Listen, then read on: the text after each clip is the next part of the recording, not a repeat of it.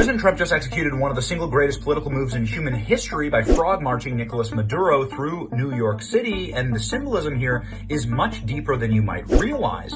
Nicolas Maduro, obviously a communist dictator, was arrested and then flown right over the Statue of Liberty. You know, you need a federal variance in order to do this, so Donald Trump clearly granted this. Nobody can fly this close to the Statue of Liberty. They wanted people to see every step of the way. That's why there were cameras positioned in every location that Maduro was going to be, including this shot of him wearing Mickey Mouse ears. Talk about the humiliation rituals happening to the once most powerful communist dictator in all of the world.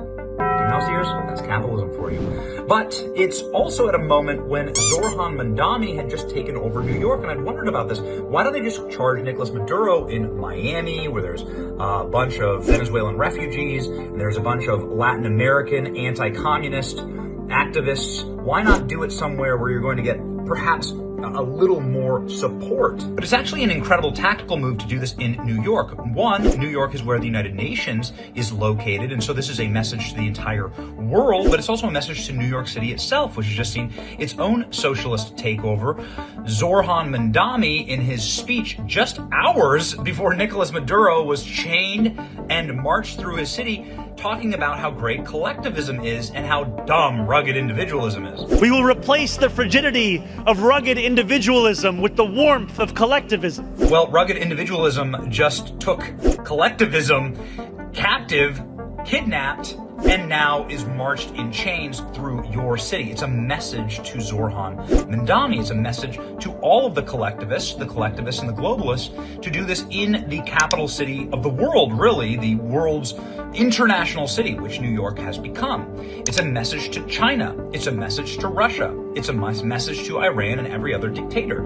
They're doing it in New York to send a very, very strong signal that we're not going to allow this in our hemisphere.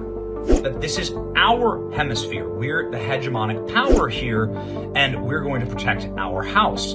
It would be a sort of a cop-out to have done this in, I don't know, Alabama. No offense, I think it'd be hilarious, but doing it in New York sends a message, and a very, very stern one.